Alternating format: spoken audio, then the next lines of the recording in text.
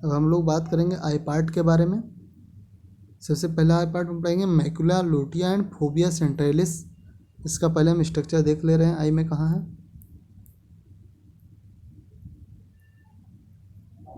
देखो, आई का जो सेंट्रल पार्ट होता है वहाँ पे एक उभार पाया जाता है, इसे कहते हैं मैकुला लुटिया। बीच में एक पिट पाया जाता है, इसे कहते हैं फोबिया सेंट्रलिस।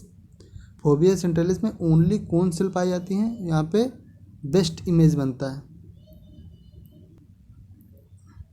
मैकुला लुटिया क्या है, present posterior pole of eye, eye के पोस्टीरियर पोल पे पाया जाता है।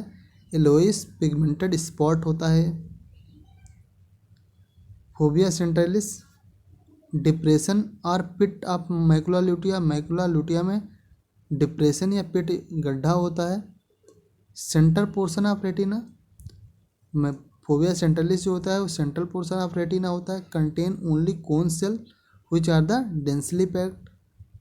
फोबिया सेंट्रलिस में केवल कोन सेल पाई जाती हैं और डेंसली पैक्ड होती हैं। प्रोवाइड ग्रेटर विजुअल एक्यूटी, सबसे एक्यूट विजन यहाँ पे प्रोवाइड करती हैं, सबसे बेहतरीन विजन बनता है, बेहतरीन इमेज बनता है। अब हम बात करेंगे ऑप्टिक डिस्क या ब्लाइंड स्पॉट के बारे में। देख ले रहे हैं पहले structure.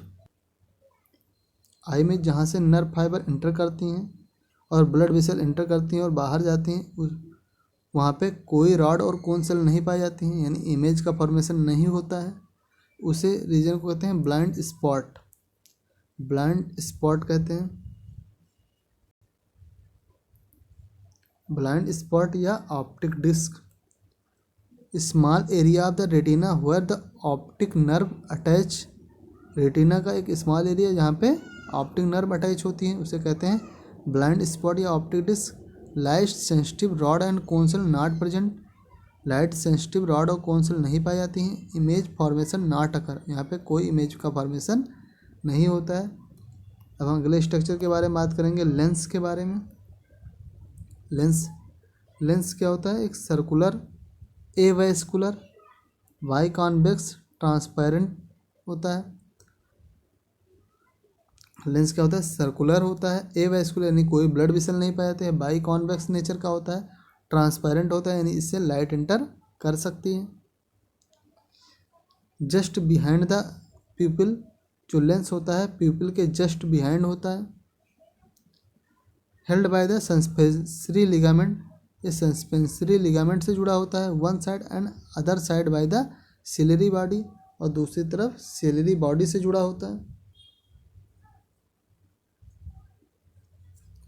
Help in the image formation of the retina, retina में इमेज फॉर्मेशन में हेल्प करता है लेंस।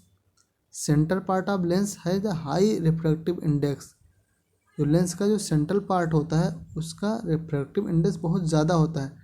रिफ्रैक्टिव इंडेक्स जो होता है लेंस का देखा जाता है, कोई भी लेंस पढ़ेंगे तो हम रिफ्लेक्टिंग इंडेक्स म्यू पढ़ते हैं।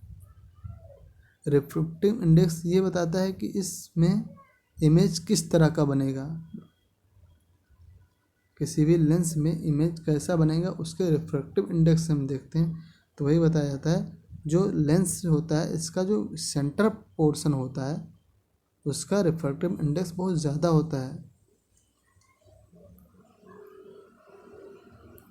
Suspensory ligament hold the lens, ये क्या करती हैं, लेंस को होल्ड करती हैं।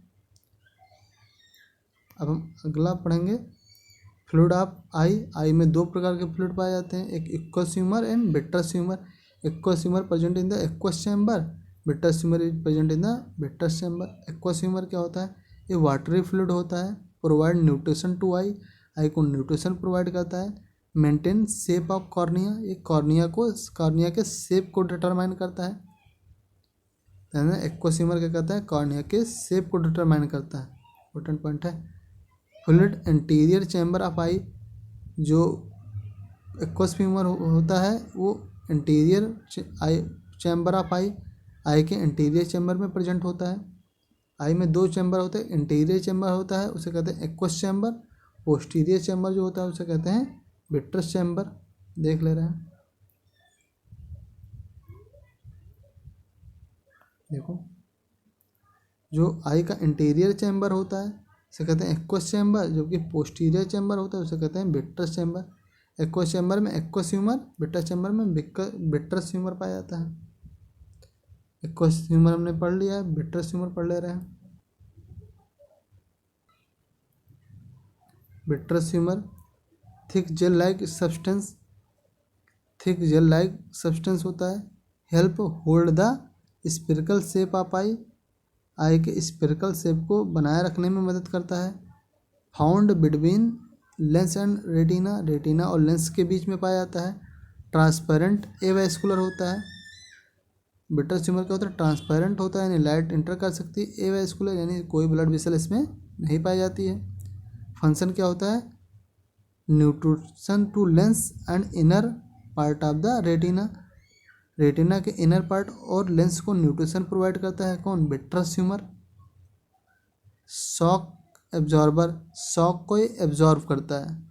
विट्रस ट्यूमर जो होता है वो शॉक को एब्जॉर्व करता है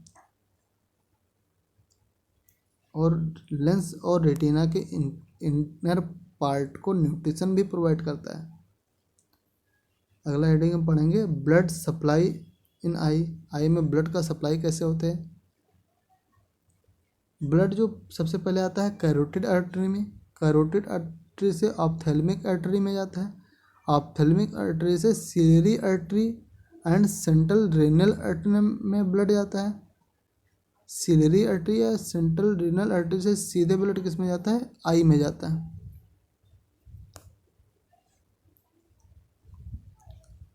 सबसे पहले carotid artery, ophthalmic artery, ciliary artery, then आई।